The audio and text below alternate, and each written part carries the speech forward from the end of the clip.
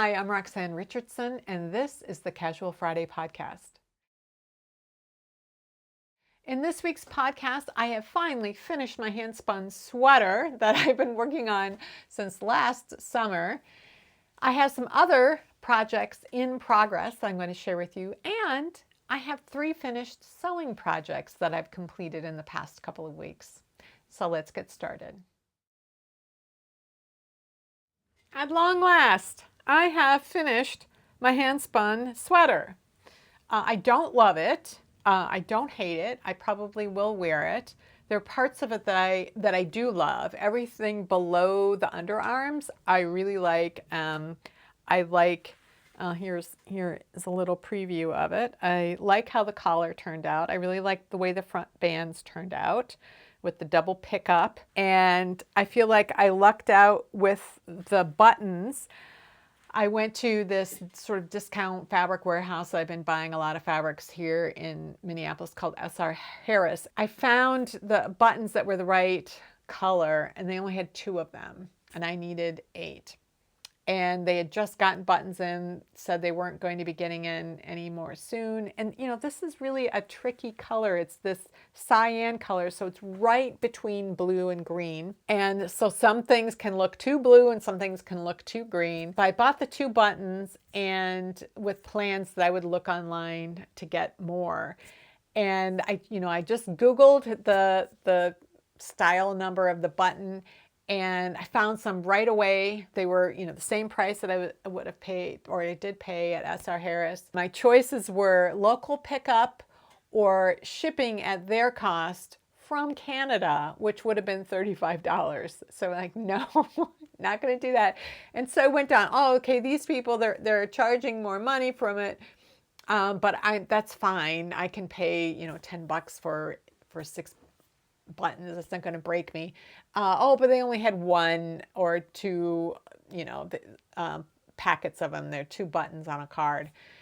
And I kept going and kept going, trying to find somebody that had 3 cards of buttons. And I finally found one. And it was the same cost I had spent, and it was free shipping because they just sent them in an envelope with a stamp on it.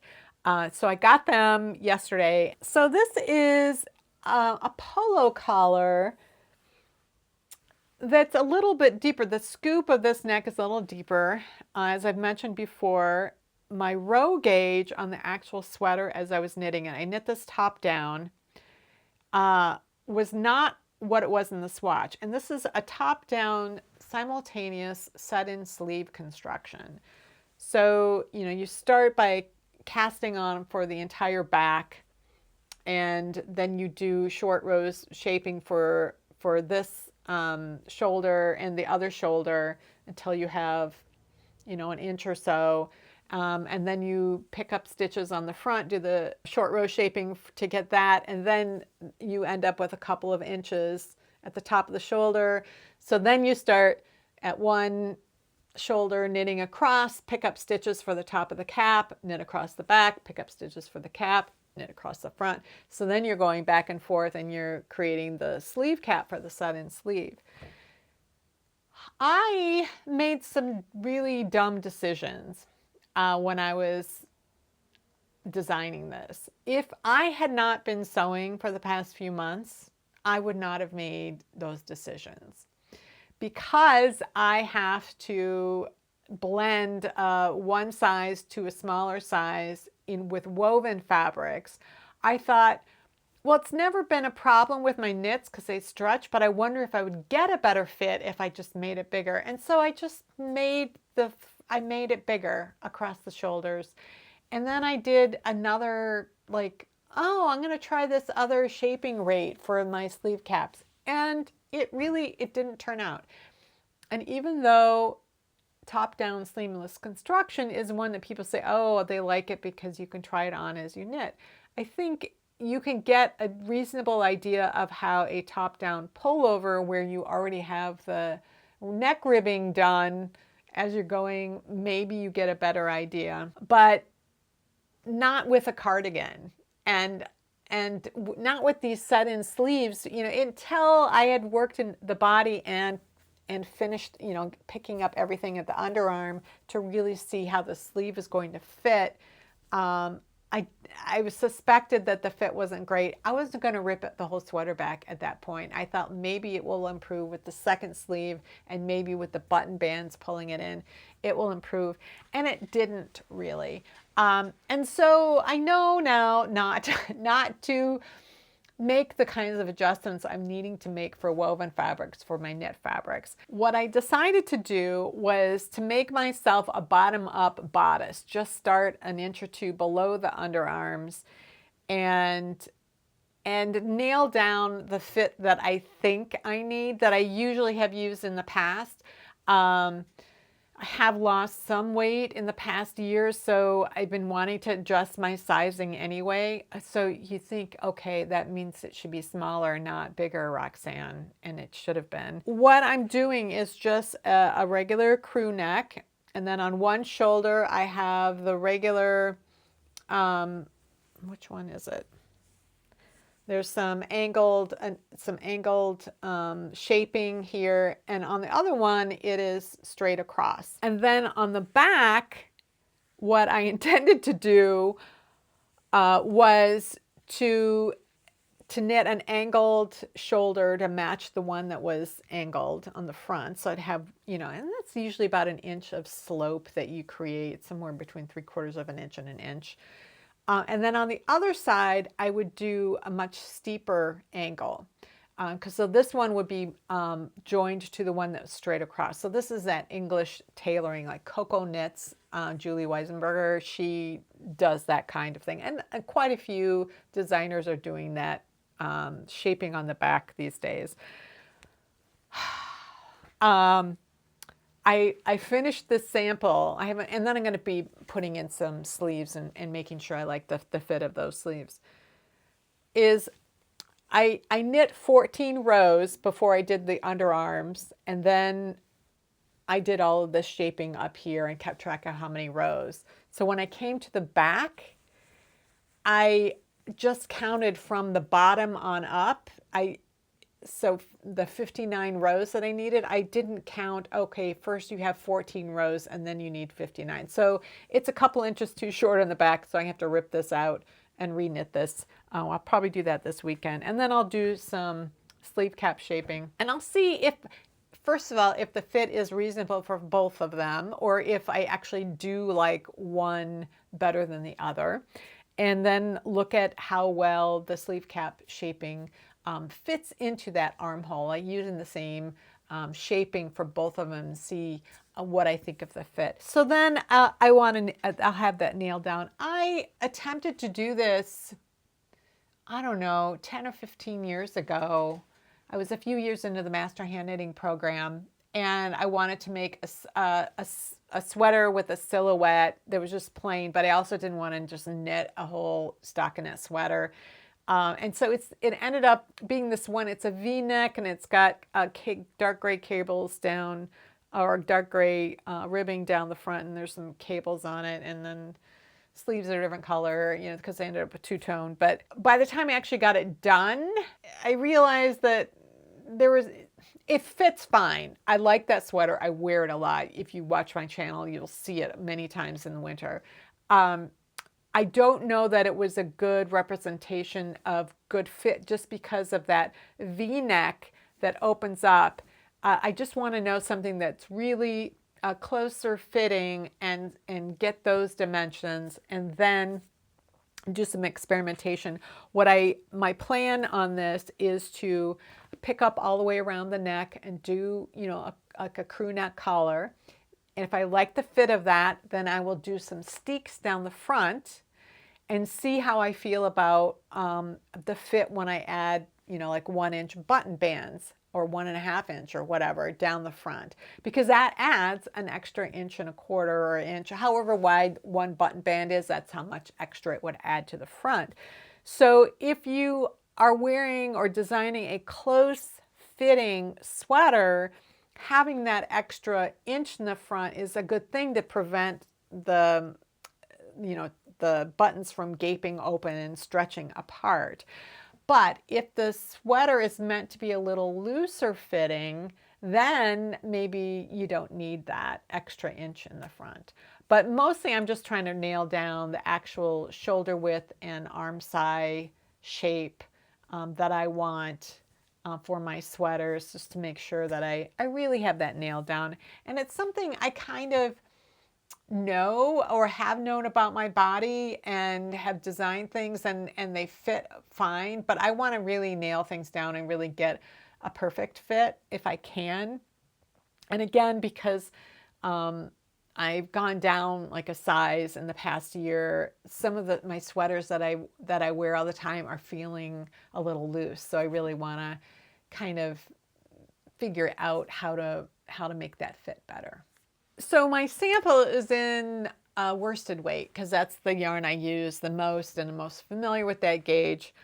But the next sweater I want to knit is going to be made with a bulky weight yarn. This is yarn, it's Brooklyn Tweed Quarry. It's American Targhee Columbia wool blend. It's a woolen-spun yarn and it's gray with some kind of flecks of dark in it. I have enough gray sweaters. I don't want another one. And I also know that gray yarn dyes with some really nice color, and as you know, with the gray as the base, and because this has these little dark flecks in it, I think that could be really interesting. But it is going to be bulky weight. My experiment with the worsted weight will inform me, but not fully, for what to do with this. And I've got some ideas for what I want. Probably a cardigan. And it'll be, you know, a super warm cardigan for when it gets really cold up here in my office in the winters. I've got some ideas for what I want to do. I might want to do something that's two-tone. But I think what I can do is get the initial color, dye all of the yarn in the initial color, and then once I've nailed down my idea more fully, if I really want to go forward with it, then I can really figure out how much yarn is going to be needed for those different elements and just over dye the yarn to make it even darker. So just dye it a second time to make it really dark. So that's my current idea. I'm thinking, again, I have a lot of gray sweaters. My handspun sweater, I dyed with some cyan, so it's kind of a blue-green. And so I have some teal yarn in my stash, so I don't want another teal colored sweater. I like the red half of the color wheel, or the blue half. I like the blue half of the color wheel, not the yellow half so much. So like a bluish red I really like. I like blue greens, and I like purples and things like that. So fuchsias, that kind of thing. So I'm thinking of some kind of a bluish purple color. Maybe I'll do an experiment with just a little bit of this yarn if I can to get it. I don't know. Let me know what you guys think for color choices. Again, I don't want it to stay gray, and I don't want the yellow half of the color wheel. Things in the bluish reds, pinks, bluish greens, that kind of thing. Those are colors that are going to be most appealing to me because I have a neutral wardrobe that I pair with a cool sweater. I don't like to have neutral sweaters that can go with anything in my wardrobe. I do want my sweaters to go with anything in my wardrobe, but that's because my wardrobes are blue jeans, black jeans, gray jeans. You know, it's like white t-shirt, black t-shirt. So the sweater is the outfit for me. So that's what I like to have in color or texture. This I probably, if I have any texture, it will be sort of limited texture. It is a woolen-spun yarn, and so you'll be able to see texture, but it's not the best sort of yarn for texture, in my opinion. I want something that has really good stitch definition, then I'll use that for texture. Although it tends to be more muted when you knit texture in a woolen-spun yarn. And also, I have a limited amount of this. I have 6 skeins of this, but they have 200 yards each, and it's chunky weight. So the gauge is 3 to 3.5 stitches per inch. So that is 12 to 14 stitches per inch. So, bulky size yarn weight. So it should be plenty for a sweater and a cardigan. So let me know your thoughts on colors that I should consider in dyeing this yarn.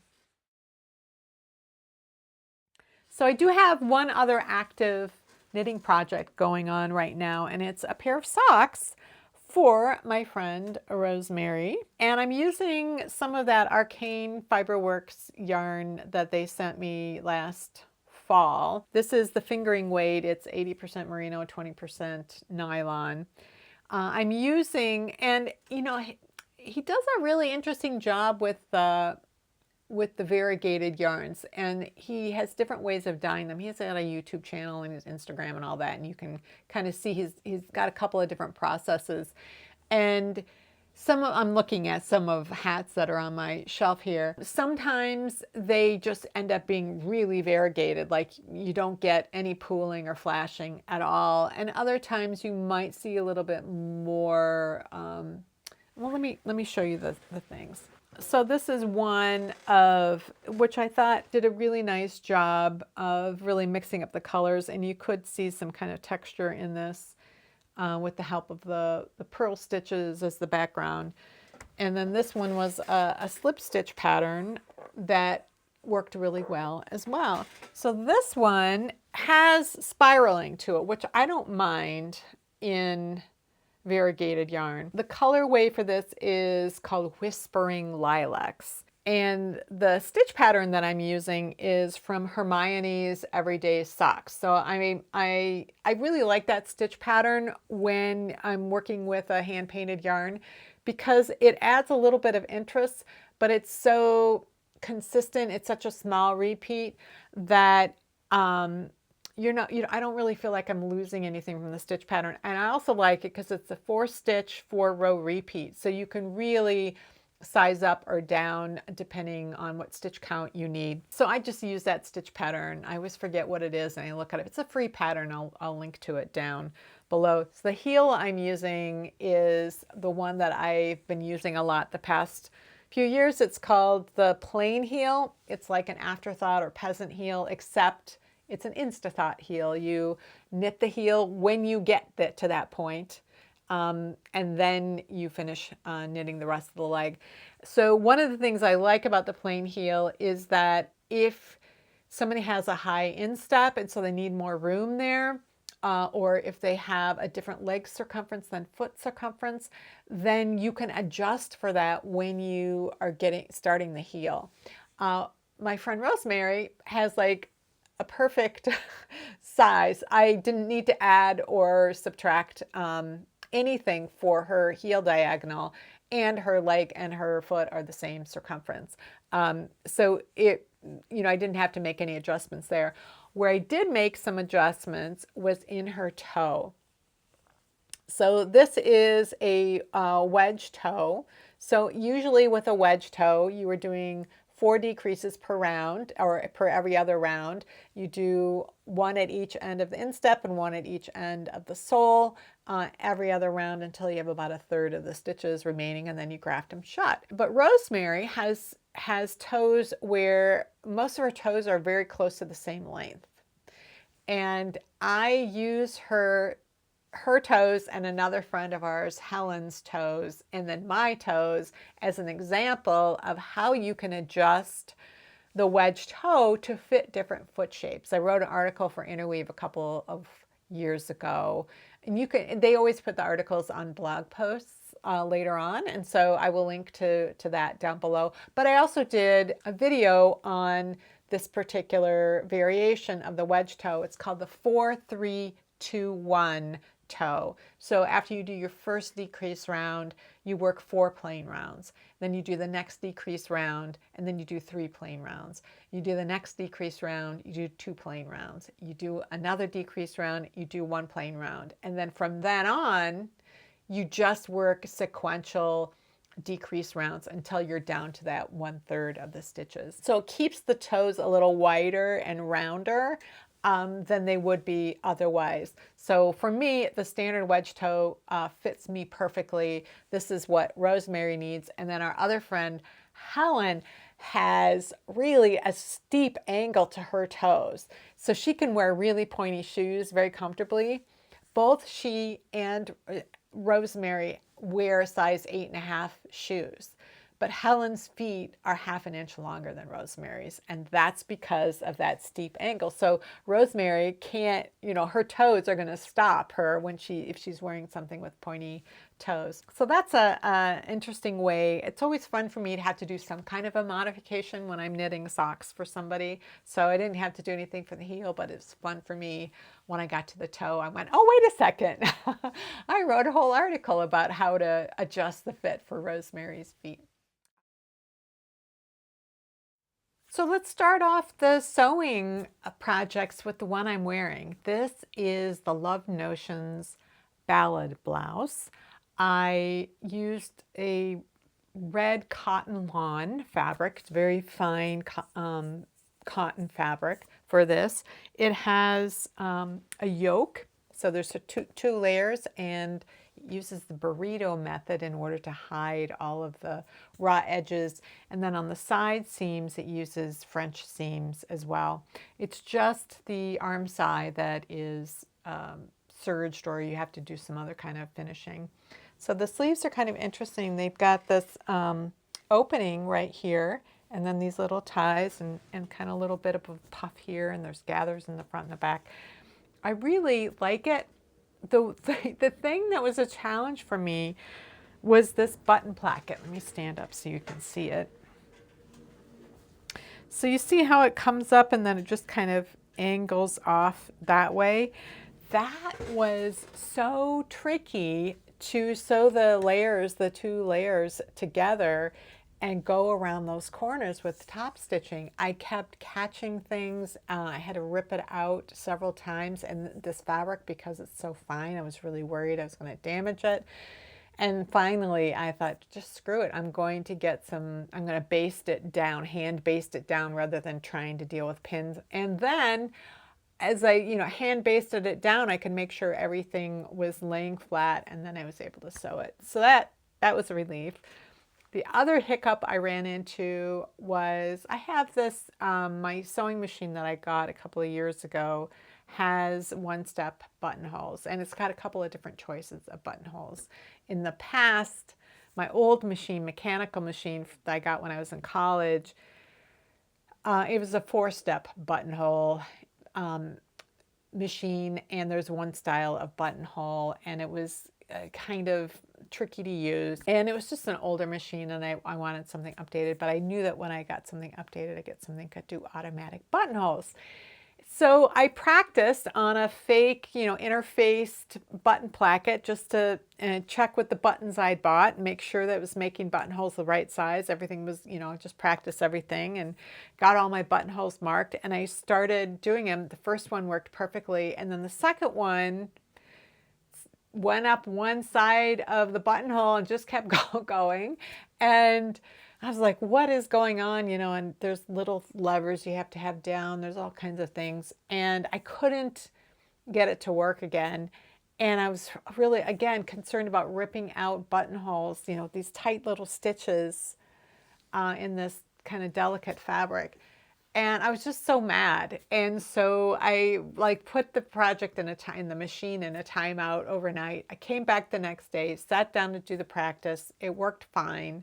So I'm like, okay, let's do it. And every one of them worked after that. So I think the machine and I just needed a little timeout. So I'm really happy with this. It's a color I like. On my monitor, it's looking kind of orangey red, but it's a blue red. It's the color of red that I really like the most, like best. So the modifications I made, every sewing company has their own size charts and their own pattern block that they start with, and so you really have to look at how the sizing is, and then even then after you make things that you might need to, like, oh, well, their shoulders are a little narrower, or their whatever tends to be long, or they design things for people who are 5'9", and I'm not that height, so I need to adjust the length. You just gradually learn these things. And what I have learned from the past few months from sewing woven garments is that I tend to need to adjust, make a larger size starting from the shoulders going down to a couple inches below the underarm, because my high bust and my full bust are the same size. So I don't need a small bust adjustment. I need to blend sizes because it's that my frame goes out like this, and it makes my high bust and my shoulders a little bit broader. So I use the medium for the shoulders down here, and then I blended it into a small. The next thing I made was also from Love Notions. I've just kind of gotten used to their patterns, and I like quite a few of their things. And it's a pattern that I have already sewn. So one of the things I'm doing with my sewing is I want to try new techniques, new types of garments, new types of fabric. So I want to learn something with each project. And so a robe is a pretty simple garment. And so when I made it the first time, I used French terry, which is, it's like if you have a sweatshirt that's kind of fuzzy on the inside, but it's knit on the outside. It's that kind of fabric. And I showed you guys the robe that I made with that one. And in this case, I just made a medium size all the way. I didn't grade it down because there's overlap, but there's not like tons of overlap. And I like to make sure my robe's not going to fly open. So the first time I made that with French terry, and that's been really great in the spring, so I'm not wearing that heavy polar fleece, ankle length robe that I wear all winter, and it's been really nice. Now it's getting even warmer, and so I wanted to make another robe, and this time with an even lighter weight fabric, and I chose a Rayon challis. So Rayon challis, a lot of people talk about how much they love it, but they also talk about how it's a little tricky to work with. And so that was something I was like, okay, I know how this robe comes together. I know all the parts that I was a little confused about maybe the first time, and I just, have a process for getting through that. But I had to learn to use this kind of trickier fabric. I really love this robe. I'm now wearing it in the mornings when I get up, when it's a little bit warmer than it has been earlier this spring. I think one of the things that helped me most of the seams in the robe are sergers. There's some top stitching for hems and for the pockets, but most of the seams are serged if you have one. And I took a serger basics class. It was 3 weeks. They had kind of basics like threading your serger, making sure you know how to get the tensions right and can get a good seam. The second one was sewing a child's t-shirt, just using the serger. And then the third one was fancier stitches like rolled hems and things like that. It was a really good class, but mostly it just got me using my serger every week for a while and being more confident about how to make those adjustments. And one of the things that I'm seeing is that when I came back into sewing in February, I thought of myself, oh, I guess I'm an intermediate sewer, because I could always just pick a pattern I wanted and I would follow it. Mostly Halloween costumes for my kids, but I could just follow the directions. I didn't know about things like finishing seams, or if they said to press the seams open. I didn't necessarily know sort of best practices for how to do things. And that's something that I've gotten from these classes I've been taking, not just the serger classes, but I was taking classes at a local fabric store where we bring our own project and we get help when we need it. And it's the store owner teaching the class. And so she'll give you a better way of doing something, or she'll give you a trick, or she'll see you doing something and she's like, oh, you're making it too hard on yourself. And she'll show you things. And so I'm just building up these sort of tips and tricks and techniques and ways of doing things, and just using them more consistently so that my sewing is getting better. And the better I get, the more, the less advanced I think I am. And also, but the more confident I am in my sewing machine as well. It's just so nice to have, YouTube videos and having my sewing machine manuals and having places where I can go and get help if I'm stuck on something, because that's something that I just never had before. It was just the instructions or nothing. And that's how I started out as a knitter, just having the patterns and figuring it out myself.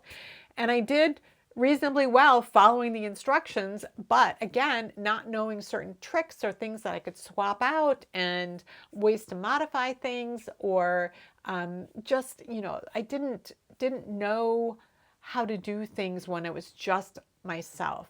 So I really appreciate having so many outside resources that I can draw on in order to become a better sewer. The last sewing project that I made is from a different company. It's called Closet Core, and it's the Pietra pants. In this case, again, I had to look at the size charts to kind of figure out what size I was, and according to their size charts, I should be a size 10. And so I looked at both the body measurements, which matched up pretty well. My waist was maybe a little bit smaller than that, but that's fine.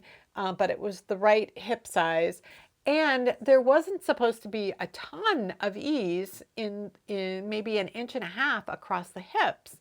And so that's, you know, something I think about, because when you sit, you spread, and is that going to be enough if you're using a non-stretch fabric? And so I did a muslin when I was taking sewing classes at end of April, beginning of May, something like that. And I did a muslin to make sure that they were going to fit me, because these are high-waisted pants. And when I wear high-waisted jeans, they don't come all the way up to my natural waist. So and some people complain about this particular pattern as being really high-waisted, like it's too long. And so I wanted to see where it was going to hit, and it was actually going to hit me at my waist. I didn't do the full pants. I did, you know, the legs and the pockets, the front and the back, but didn't put elastic in it, didn't hem it, didn't put facings in, nothing like that. And my sewing teacher said, no, you're not going to have to adjust these at all. These fit you great. And, but again, the elastic wasn't in there. So then it took me until this week before I actually made them. So it was a month later. And I cut out exactly the same size that I'd cut out for my muslin. I was really happy with my results. I used a linen rayon blend for these pants. And let me tell you, when people say linen, you know, is really easy to work with, I didn't necessarily agree with that back in like early March when I was making a linen shirt dress, because it was a complicated shirt dress for my skills, and I was really focused on it, and I was like, whatever, I'm having trouble here. It wasn't necessarily with the fabric, but I found it challenging. And then I started working with knits and then the Rayon Challis, and so things have continued to be, you know, tricky for me. I went back and I made these pants in this linen rayon, and I'm like, this is so easy to sew with. And I was really happy with my sewing with these pants. There's an elastic band at the back. There's no waistband. It's a flat front, goes right up to the waist. It has a really interesting pocket detail that I really liked.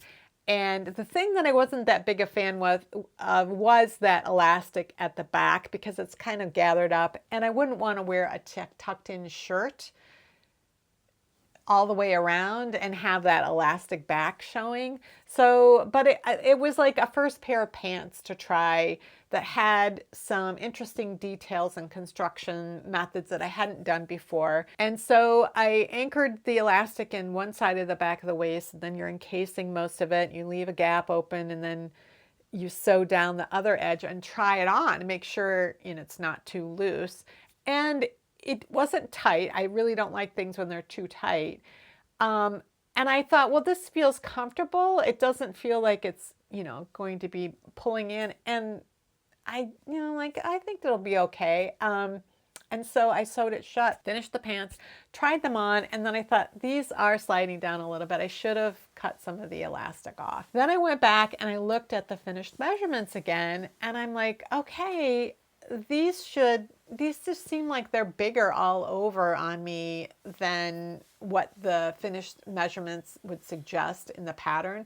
And so I actually measured the pants, and I think they came out the size of the next size up. So they aren't just too big around the waist. They're just really too big altogether. But that was something to learn from. And then the other thing that was weird to me about the fit is that for most pants, I think of the back of the pants as being higher than the front. They kind of curves down a little bit in the front. And these were straight across the front. And I think the back is meant to be straight across as well. And what's happening is it kind of dips a little bit. So I have to figure out, this is the thing, pants are tricky, and I have to figure out or take a pants fitting workshop or something to kind of really nail down the rise. I have a booty, and so that's probably part of it. So I think, you know, the rise is longer, but is it because, you know, I have a bigger shelf, or because I'm actually longer in the waist, or, you know, where the issue actually is. So that's going to be something I'm going to work on this summer, is seeing if I can find some pants that I like the look of and aren't too complicated as well, because I don't like that elastic back gathering at all. So that is the conclusion of my sewing adventures. I do have plans for some more projects, some easier than others. And I will keep you guys updated on those. Well, that's it for this week's Casual Friday. If you have any comments or questions about today's video, or suggestions for videos you'd like to see in the future, you can leave those down in the comments below, or join the discussion in my Ravelry group, Rox Rocks. Thanks for watching, and I'll see you next time.